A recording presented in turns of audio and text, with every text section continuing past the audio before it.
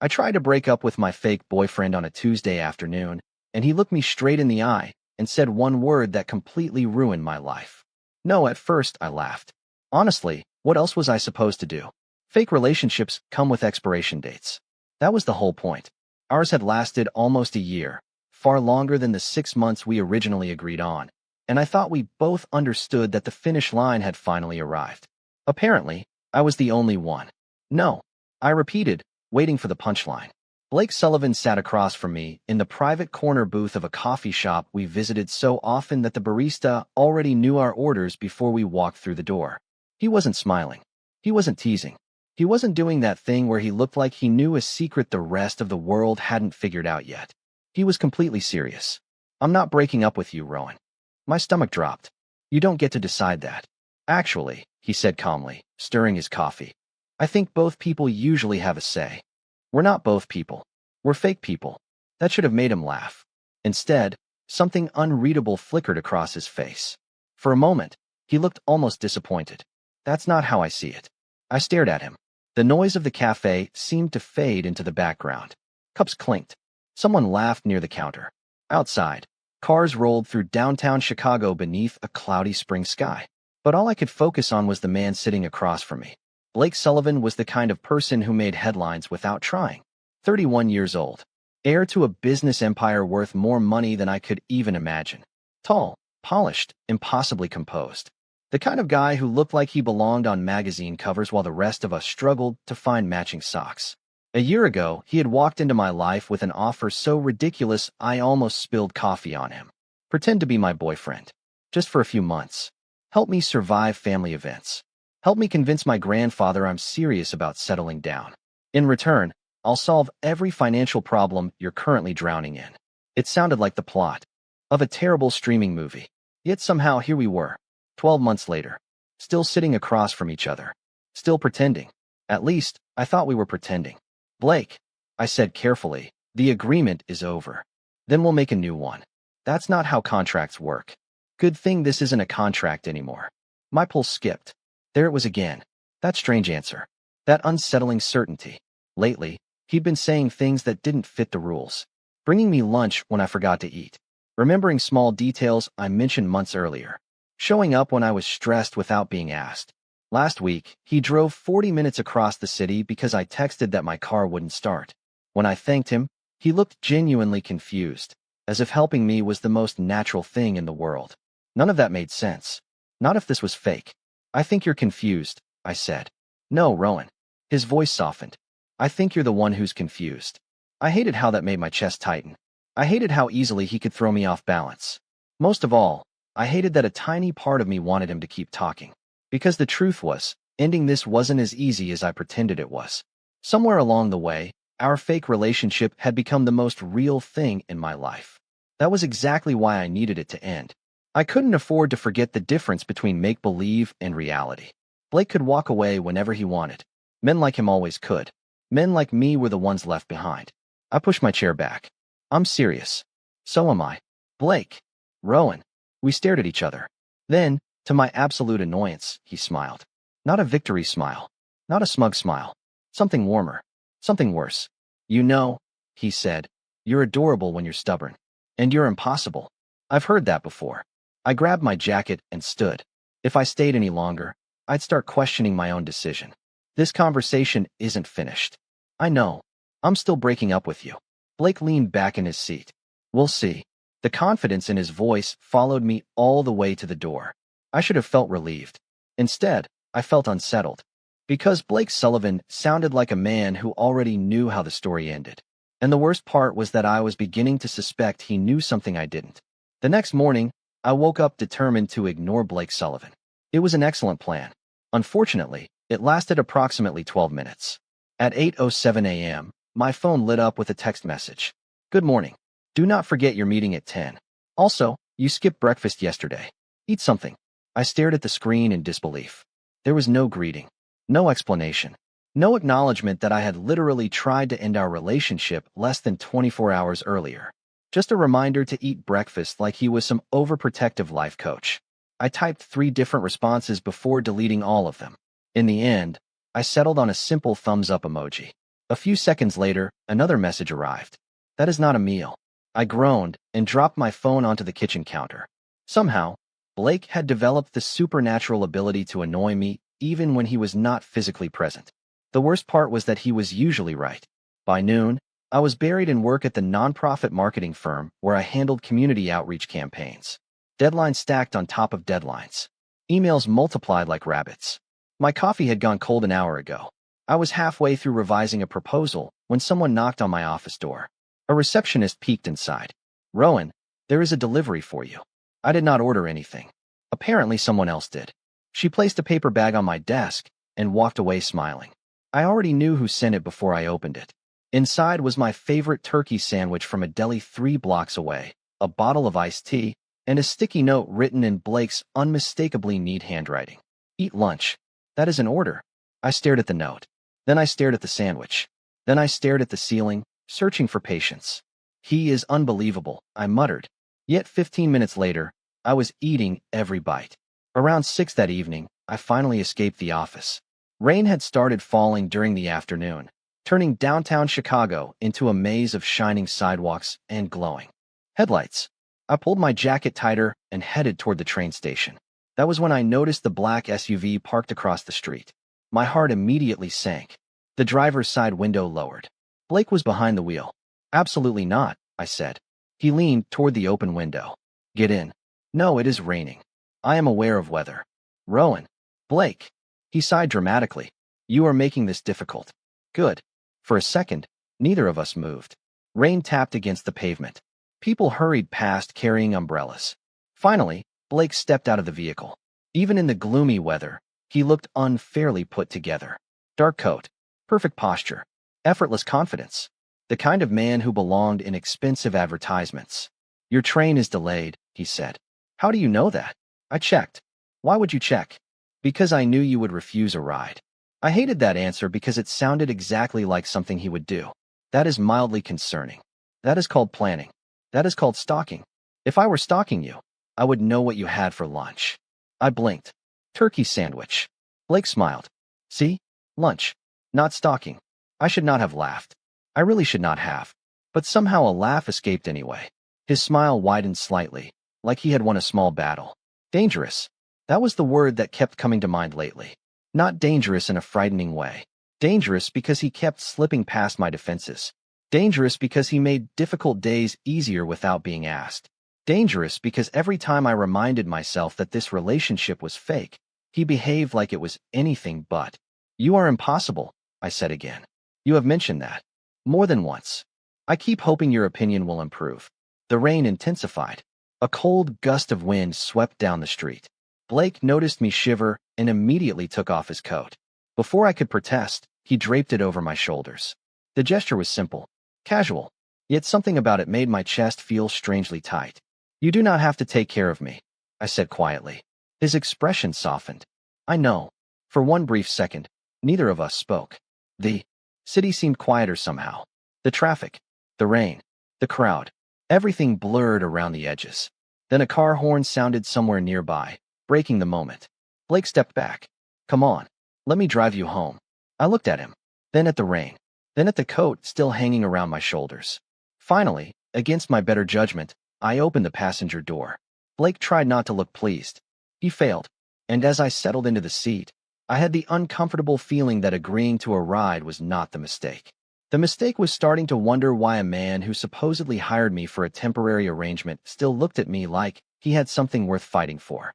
The ride home should have been quiet. Instead, every mile seemed to make things worse.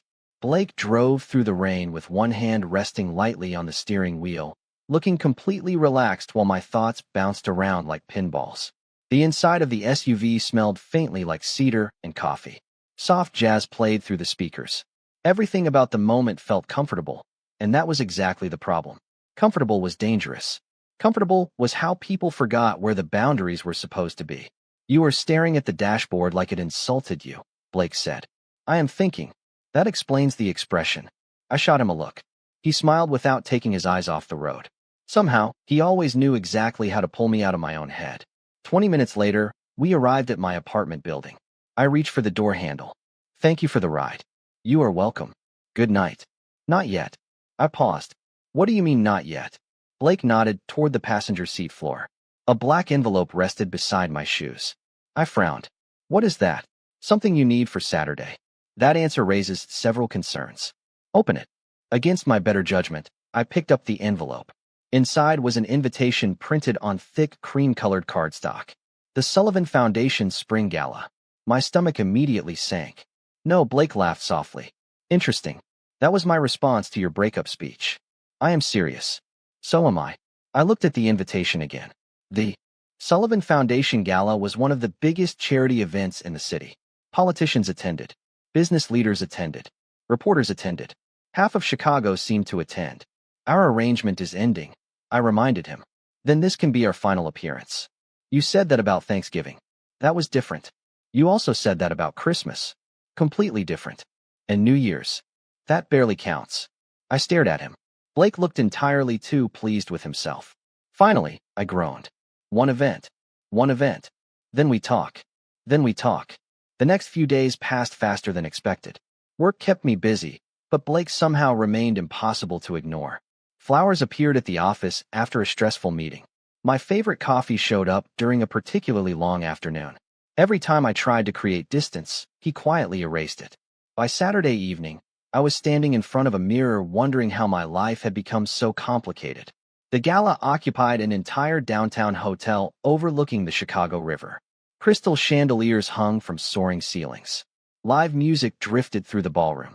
Elegant guests moved through the crowd carrying glasses of sparkling cider and champagne. Beside me, Blake looked perfectly at home. Tailored black suit. Calm confidence. Effortless charm. If wealth were a person, it would probably look exactly like him. The moment we entered, attention shifted toward us. I felt it immediately. Curious glances. Quiet whispers. People smiling a little too carefully. Blake noticed my discomfort. Without saying a word, he stepped slightly closer. The movement was subtle, protective, familiar. It should not have made me feel safer. Somehow it did. Relax, he murmured. Easy for you to say. You forget I hate these events. Nobody hates these events while looking like they own the building. I do. Liar. His smile appeared again. Warm, private, dangerous. A few minutes later, a group of investors approached. Conversation flowed easily until one man glanced at me and frowned. You are still together? The question seemed harmless. Yet something about his tone made me uncomfortable. Last I checked, Blake replied smoothly. The man laughed.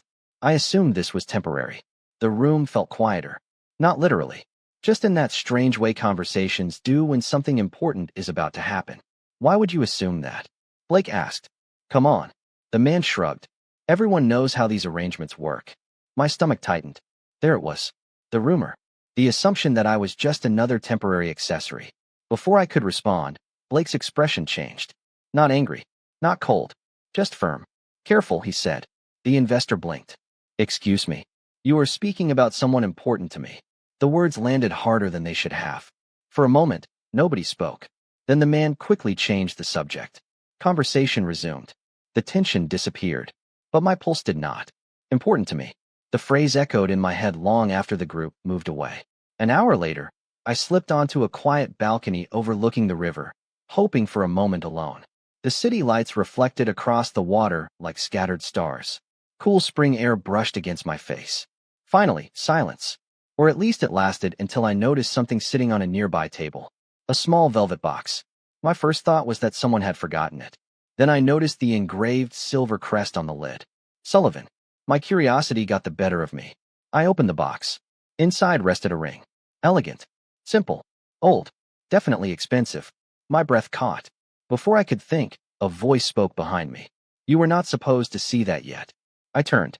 Blake stood in the doorway, looking far less calm than usual. And for the first time since I met him, he seemed genuinely nervous. For a second, neither of us moved. The city lights shimmered below the balcony, reflecting across the river like scattered gold. The small velvet box suddenly felt far heavier than it should have. I looked from the ring to Blake and back again.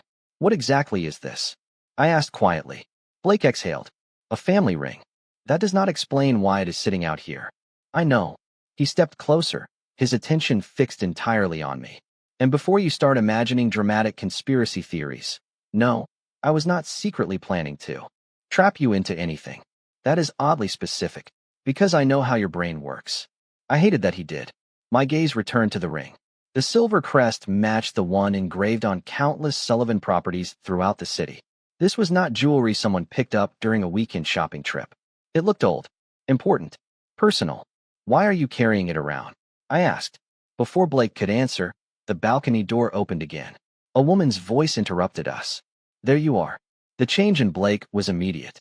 His shoulders stiffened slightly. Not enough for most people to notice. Enough for me. A woman stepped onto the balcony wearing an elegant navy evening gown and the kind of confidence that came from never hearing the word no. She was beautiful, polished, and clearly familiar with Blake. Too familiar. Victoria, Blake said evenly. My stomach sank. I had heard that name before. Victoria Langford, daughter of a powerful business family. Former girlfriend. According to every gossip article Chicago had published over the last decade, she and Blake had once been considered the city's golden couple. Her eyes landed on me. The smile that followed never quite reached them. Rowan, she said pleasantly. Nice to finally meet you properly. Something about the sentence felt sharp around the edges. Likewise. Victoria glanced at the ring box still resting in my hand. One eyebrow lifted. Interesting. Blake's expression hardened. Victoria. What? She asked innocently. I am just surprised. She looked back at me. Most people do not get access to family heirlooms after only a year. There it was. The insult hidden beneath perfect manners. My face warmed immediately. Victoria noticed. Of course she did. People like her always noticed weakness. I am sure Rowan understands how these situations work, she continued smoothly. Temporary arrangements can sometimes create misunderstandings. The words landed exactly where she intended them to. Temporary arrangements. Misunderstandings. In other words, she thought I was pretending to be something I was not. Worse, she assumed everyone else thought the same. I opened my mouth, ready to excuse myself before. The conversation became even more uncomfortable. Blake spoke first. That is enough. His voice remained calm, quiet, controlled. Somehow that made it more effective. Victoria blinked. Excuse me. You heard me. The air shifted. For the first time all evening, Blake looked every bit like the man who ran boardrooms and billion-dollar negotiations. You do not get to decide what Rowan understands. Victoria laughed lightly. I was only making conversation. No, Blake's gaze never wavered. You were being disrespectful. Silence settled across the balcony. My pulse hammered in my ears. Victoria looked genuinely surprised. Not because Blake disagreed with her. Because he did it publicly. Because he chose a side. Mine. I think you are overreacting, she said carefully. I think you owe him an apology. My breath caught. Victoria stared at him. So did I? Nobody spoke for several seconds. Finally, Victoria forced a smile. If I caused offense, I apologize. It sounded rehearsed. Empty. Blake did not care. Thank you. The conversation was over. Victoria knew it too. She glanced between us one final time before turning toward the ballroom. Enjoy the rest of your evening. The door closed behind her. The silence that followed felt completely different. I stared at the river, unsure what to say. Blake stood beside me, hands in his pockets. Come again. As if nothing unusual had happened. You did not have to do that, I said eventually. Yes, I did. No, I shook my head. You could have ignored it. I could have. Then why did you not? For the first time all night, he looked directly at me. Not through me. Not around me. At me. Because people do not get to make you feel small just because they have money or influence. Something tightened painfully in my chest. Blake, I mean it, Rowan. His voice softened. You spend so much time assuming you do not belong in rooms like this. He glanced toward the ballroom. Half the people in there are less impressive than you. I laughed despite myself. That is objectively false. It is objectively true. You are ridiculous. I know. The familiar smile returned, but this time it seemed different somehow. Warmer. More vulnerable. Then my eyes drifted back to the velvet box. You still never explained the ring. Blake followed my gaze. The smile disappeared. For a moment, genuine uncertainty crossed his face. No, he admitted quietly. I did not. He reached into his jacket and pulled out a folded document. And unfortunately, the ring is not the only thing you were not supposed to see tonight. Before I could ask what he meant, he handed me the papers. I unfolded them slowly. Then my entire world tilted sideways. Because printed across the top of the first page, in bold legal lettering, were two names. Blake Sullivan. Rowan Hayes. and beneath them was the deed to a house neither of us had ever discussed. For several seconds, I could not breathe. The paper trembled slightly in my hands as I stared at the names printed across the deed. Blake Sullivan, Rowan Hayes, joint owners, equal shares, equal rights, equal responsibility. My pulse thundered in my ears. What is this? I asked. The question came out sharper than I intended. Blake remained quiet for a moment. The ballroom music drifted faintly through the closed balcony door behind us. Somewhere below, a boat moved across the river. The entire city seemed frozen in place. It is exactly what it looks like, he said. Then explain why my name is on a property I have never seen. Because I put it there. I laughed once. The sound held no humor. That is not an explanation. Rowan, no. I folded the papers and shoved them back toward him. No, you do not get to do that. For the first time all evening, Blake looked genuinely unsettled. I was going to tell you. When? Soon. That is not a date. The frustration I had been trying to ignore for weeks suddenly rushed to the surface. Every strange comment, every unexplained gesture, every time he acted like our arrangement meant something different than what we agreed. You bought a house and put my name on it without asking me. I know how it sounds. It sounds insane. Blake rubbed a hand across his jaw. The house is not the point. Then what is? His silence lasted half a second too long. That was all it took. A terrible realization began forming in the back of my mind. There is something else. Blake looked away. My stomach dropped. What else are you hiding?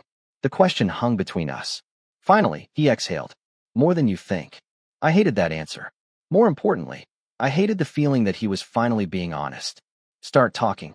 For a long moment, he stared out at the river.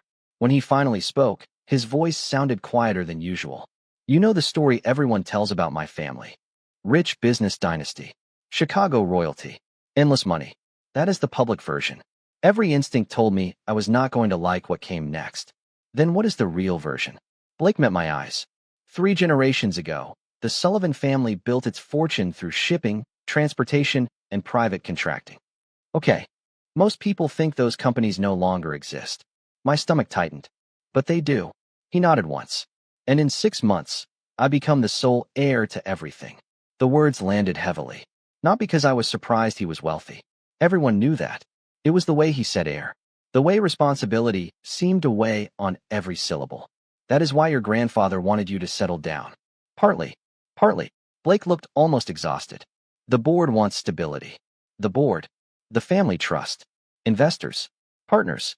People who control pieces of the empire. Suddenly dozens of strange moments started making sense. The security teams that always appeared nearby. The constant calls. The private meetings. The pressure. And they approved me? I asked bitterly. No, Blake's answer came instantly. They absolutely did not. I blinked. What? A humorless smile crossed his face. Most of them wanted me with Victoria. That explained more than I wanted it to.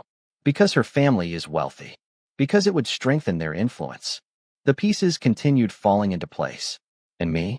Blake's eyes softened. You were the problem. The honesty hurt more than it should have. Good to know. That is not what I mean. It sounds exactly like what you mean. I stepped back. The distance between us suddenly felt necessary. Safe. So let me get this straight. A year ago you hired me to be your fake boyfriend. Rowan, you never told me how much was actually riding on this. I was trying to protect you. From what? Another pause. Another hesitation. Another secret. Blake. His expression darkened. From becoming a target. The words settled heavily between us. I remembered the whispers tonight. The assumptions. Victoria's comments. The investors. The scrutiny. If people already disliked me now, what would happen if they believed I truly mattered to him? The answer arrived before I could stop it. That is why you wanted the house. Blake said nothing. I stared at him. You were planning for me to stay. Yes. Even after the contract ended. Yes. Without asking what I wanted. His jaw tightened. I knew what I wanted. Something inside me cracked. Not because he was lying. Because he was not. Every confusing moment suddenly pointed in the same direction. Blake had never been extending the arrangement. He had been building a future. A future I never agreed to. A future he never discussed. A future he quietly assumed I would eventually accept. The realization hurt far more than I expected. You should have told me, I said quietly. I know. You should have trusted me. I know. Instead, you made decisions for both of us. Blake looked like he wanted to argue. He did not. That made it worse. I handed him the deed. Then I handed him the ring box. Keep them. His expression changed immediately. Rowan, I need space. Please listen. No, my voice broke slightly. I have spent a year wondering whether any of this was real. The pain in his eyes flashed so quickly I almost missed it. And now I find out you have been planning an entire future behind my back. The balcony suddenly felt too small, too crowded, too complicated. I took one final step backward.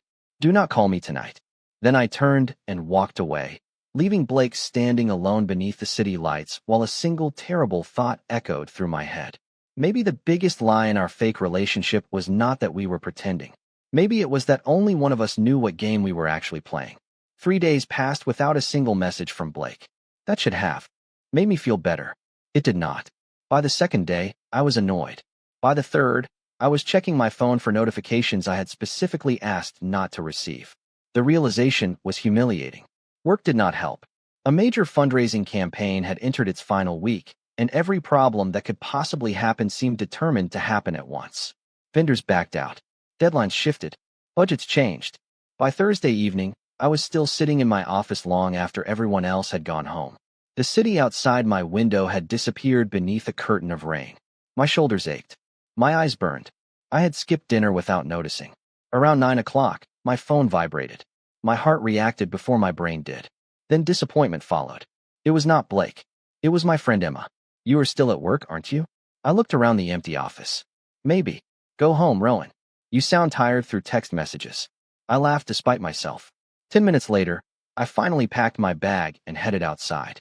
The rain was worse than I expected. Wind pushed water sideways across the street. Cars sprayed puddles onto the sidewalks. Within seconds, my jacket was soaked. Perfect. Just perfect. I had barely reached the corner when a black SUV pulled to the curb beside me. My stomach immediately recognized the vehicle before my brain caught up. The passenger window lowered. Blake sat behind the wheel. Neither of us spoke for a moment. Rain drummed against the roof. Streetlights reflected across the wet pavement. Finally, he said, "Get in." I almost refused out of principle. Then a freezing gust of wind nearly knocked my umbrella inside out. 5 minutes later, I was sitting in the passenger seat trying very hard not to notice how relieved I felt. The silence lasted several blocks. "How did you find me?" I asked. "Your office is not exactly a state secret." That is not an answer. Blake kept his eyes on the road. "I knew you would work late. You waited outside?" Another pause. That was answer enough. I stared out the window. "That is ridiculous." "Probably. You should have gone home." "Probably." The simple honesty stole the argument from me. For several minutes, only. The sound of rain filled the vehicle. Then Blake spoke quietly. "Have you eaten?" I closed my eyes. Of course he would ask that. Not yet. His jaw tightened slightly. 20 minutes later, we were sitting in a small diner tucked between two brick buildings on the north side of the city. It was the kind of place with old booths, warm lighting, and coffee that somehow tasted better at night. Neither of us mentioned the fact that we had ended up here together. A waitress brought soup and sandwiches. I realized how hungry I was the moment the food arrived. Blake watched me take the first bite. "Better. Do not start. You skipped lunch too, didn't you?" I pointed my spoon at him. "You are very annoying." I know. The familiar answer should have felt comforting. Somehow it did. That realization scared me more than anything else. We finished eating in relative peace. Outside, the rain continued falling. Inside, the diner felt strangely insulated from the rest of the world. Safe, quiet, temporary. "Why did you really come tonight?" I asked. Blake's expression shifted. Not dramatically, just enough. Because I was worried. The answer arrived so quickly that I almost missed it. No excuses. No jokes. No carefully constructed explanation. Just the truth. I looked down at my coffee. "You do not have to do that." I know. The same words he had spoken before. The same certainty. This time I could not look away. "Then why?" Blake stared at the table for several seconds. When he finally spoke, his voice sounded different. Softer. Older somehow. "Because most people in my life only stay when they need something." The confession caught me off guard. "Blake." He shook his head slightly. "My family measures relationships like business transactions. Partnerships. Advantages. Leverage." He gave a small humorless laugh.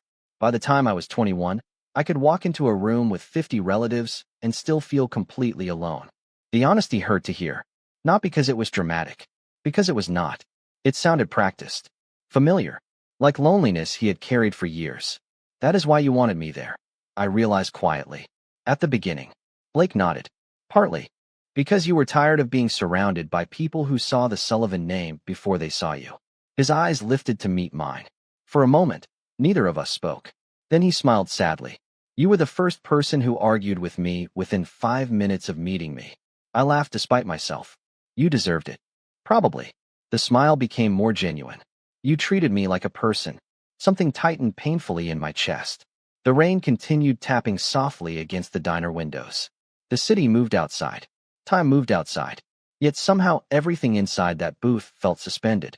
Then Blake looked directly at me and said the one thing I was completely unprepared to hear. The part that scares me is not losing the contract, Rowan. My breath caught. It is losing you. The disaster began on a Monday morning. I did not know it yet when I walked into the office carrying coffee and answering emails, but by noon my entire life would be trending across social media. It started with a text from Emma. Rowan, do not panic. Naturally, that guaranteed panic. Before I could respond, another message arrived. Then another. Then another. Coworkers were staring at their phones. Conversations stopped when I entered rooms. A cold knot formed in my stomach. I opened the first link. My blood turned to ice. A headline filled the screen. Sullivan heirs boyfriend exposed. Beneath it sat photographs, screenshots, documents, half-truths carefully arranged to look like facts. The original fake relationship agreement. Edited messages stripped of context. Photos of me entering Sullivan events. Financial records showing payments Blake made during the first months of our arrangement. Someone had assembled every piece of evidence possible and turned it into a story. A convincing story. The article painted me as a calculated opportunist who targeted one of Chicago's wealthiest heirs. According to the internet, I had manipulated my way into Blake's life, secured access to his money, and positioned myself for a future inheritance. The comments were worse. Gold digger. Professional liar. Social climber. Fraud. I stopped reading after that. My hands were shaking. By 1 o'clock, local media outlets had picked up the story. By 2, my phone would not stop ringing. By 3, a reporter was standing outside my office building. Someone wanted this public. Someone wanted it devastating. And judging by the speed, they had planned it for weeks. The worst part was that some of the evidence was real. The original contract had existed. Blake had paid me. The arrangement had started as fake. Truth mixed with lies always spread fastest. Around 4 that afternoon, another article appeared. This one included anonymous sources from within the Sullivan organization. Several claimed I had pressured Blake into keeping me around after the contract ended. Others suggested I was responsible for tensions inside the family trust. I stared at the screen in disbelief. None of it was true. Yet from the outside, it looked believable. My phone buzzed. Blake. For a moment, I simply stared at his name. Then I declined the call. A second later, he called again. I declined that one too. Then came a message. Please answer. I could not. Not yet. Because for the first time since meeting him, I did not know what to believe anymore. The story exploded overnight. The next morning, things got worse. The Sullivan Foundation Emergency Board meeting had been moved forward. Investors wanted answers. Family members wanted answers. Reporters wanted answers. And somehow, despite every instinct screaming otherwise, I found myself standing outside a downtown conference center where the meeting was being held. Part of me needed to hear Blake deny it. Another part feared he might not. Inside, cameras lined the walls. Executives filled rows of seats. Members of the Sullivan family occupied the front section. I immediately spotted Victoria. She looked entirely too calm. Then I saw another face. Harrison Sullivan, Blake's older cousin. Ambitious. Influential. A man I had only met twice. The moment our eyes met, he smiled. Not kindly. Not warmly. Victorious. My stomach dropped. Suddenly I knew exactly who had done this. Harrison rose to address the room. He spoke about reputation, stability, responsibility. Then, with perfect timing, he projected copies of the old contract onto a massive screen. Behind him, gasps spread through the audience. Camera flashes erupted. The humiliation hit like a wave. There it was. My name. My signature. Public. Exposed. Every terrible assumption suddenly looked justified. Harrison shook his head sadly. The Sullivan family deserves better than manipulation. More murmurs followed. More whispers. I felt physically ill. Then Harrison turned toward Blake. You have remained silent long enough. Tell them the truth. Every eye in the room shifted. Every camera turned. Every reporter waited. Blake stood slowly from his seat. My heart pounded. This was it. The moment that mattered. The moment he could save himself by letting me fall. For several endless seconds, he said nothing. The silence became unbearable. 1 second. 2. 5. 10. Doubt crawled into my chest. Maybe this was too much. Maybe protecting me had finally become inconvenient. Maybe everyone had been right.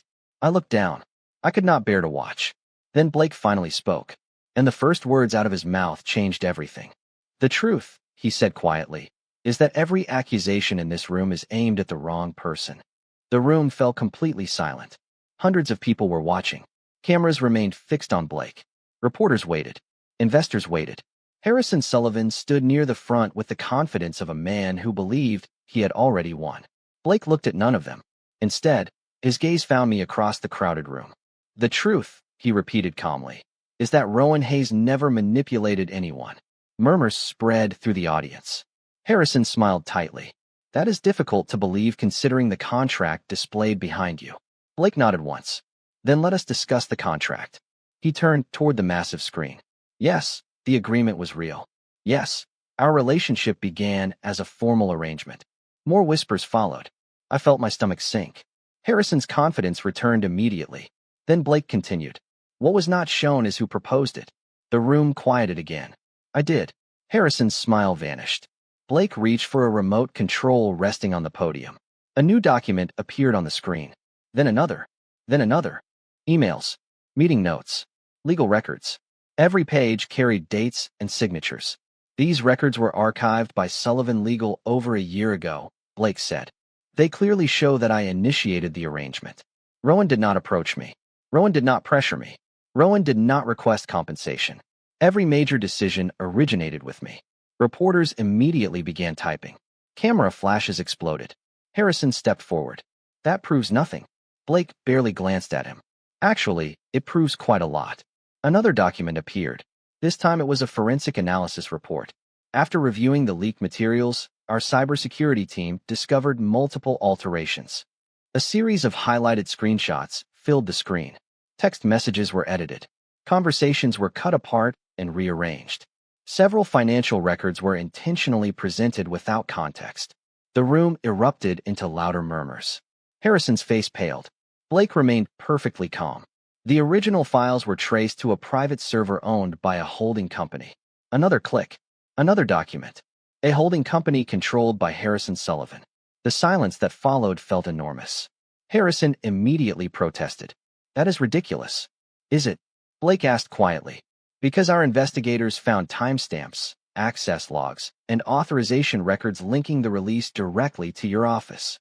Harrison opened his mouth, closed it, opened it again. Nothing came out. For the first time since entering the room, he looked genuinely afraid. Blake did not raise his voice.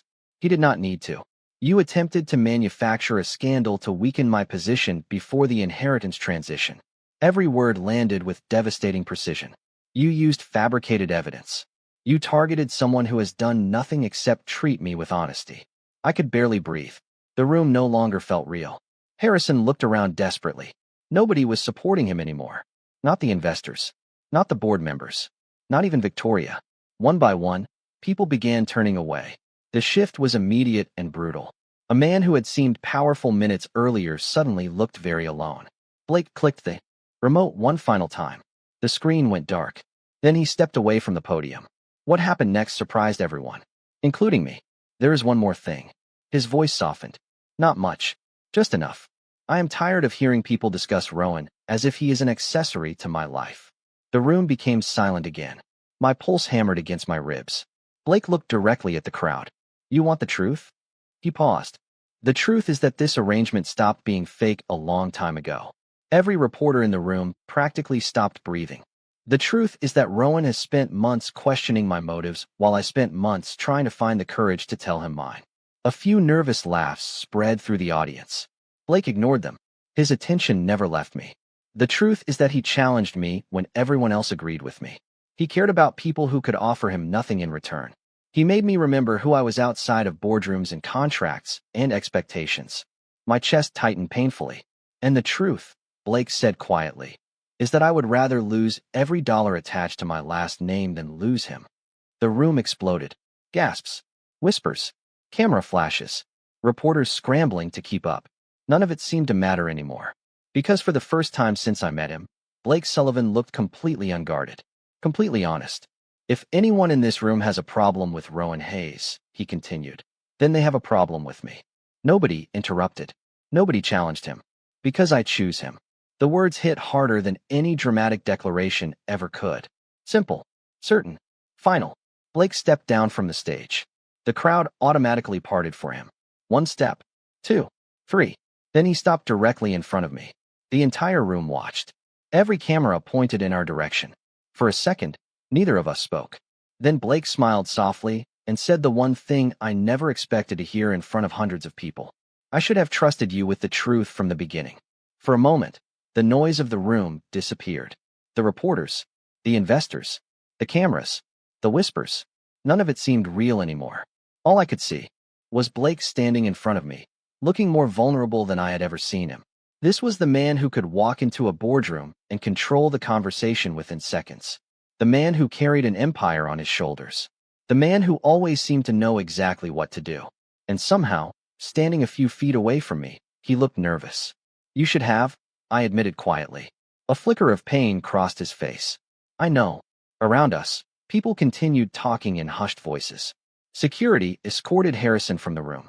Reporters rushed to file breaking stories. The scandal that had nearly destroyed me was already collapsing under the weight of the truth. Yet somehow none of that felt important anymore. Blake remained exactly where he was. Waiting. Not pushing. Not demanding forgiveness. Just waiting. It struck me then that for all his mistakes, he had never actually tried to control my choice. He had tried to protect me. He had tried to build a future before asking whether I wanted one. He had been wrong. But beneath every bad decision had been the same thing. Fear. Fear of losing something before he even had the chance to keep it. You really thought I would leave? I asked. Blake gave a small laugh. Every day. That surprised me. You? Especially me. The honesty in his voice made my chest ache. You have no idea how many people stay because of a last name. He glanced around the room. Or the money. Or the opportunities. Then he looked back at me. You were the first person I ever wanted to stay for me. For several seconds, I could not speak. Because the truth was, I understood exactly what he meant. Somewhere between fake dates and charity galas and late-night diners, Blake had become important to me too. Far more important than I had ever planned. The problem was that admitting it felt terrifying. You are still ridiculous, I said softly. Relief flashed across his face. That is probably fair. And you are terrible at communication. Also fair. And buying houses without permission is completely insane. I am learning that. A laugh escaped me before I could stop it. Blake smiled. The expression was small at first, then real, then brighter, than I had seen in weeks. For the first time since this entire disaster began, everything felt lighter. So, Blake said carefully, where does that leave us? The question lingered between us. A year ago, the answer would have been easy. We had rules, contracts, deadlines, expectations, but none of those things existed anymore. The fake relationship had already ended. What remained was something far more frightening. Something real. I looked at him. Really looked at him. The stubborn determination. The quiet loneliness hidden behind confidence.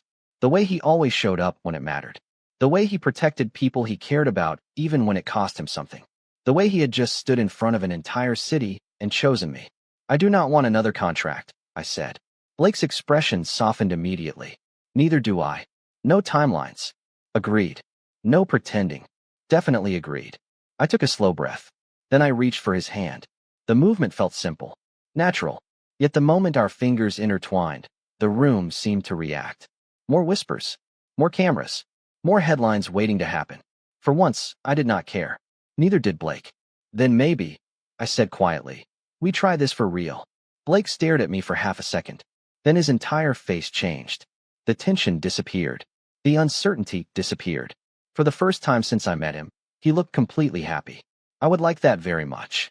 Later that evening, we slipped out of the conference center through a private exit overlooking the Chicago River. The city glowed beneath the night sky. Traffic moved across distant bridges. The air carried the scent of rain from the previous storm. Everything felt new somehow. A black SUV waited at the curb. Blake opened the passenger door for me. I stopped before getting in. What? He asked. The house. Blake blinked. What about it? I want to see it. His smile returned instantly. Really? Do not make a big deal out of this. Too late. I rolled my eyes. Still ridiculous. Still impossible. We climbed into the vehicle. As the city lights drifted past the windows, I rested my head against the seat and looked over at him. A year ago, we had started with a lie. A carefully constructed arrangement designed to survive family expectations and public pressure. Somehow, along the way, the lie had fallen apart. What remained was messy and imperfect and completely unexpected. But it was ours. Blake reached across the center console and took my hand again. This time neither of us let go.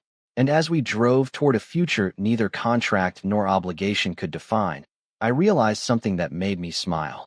The best part of our story had never been the moment we pretended to choose each other. It was the moment we finally did.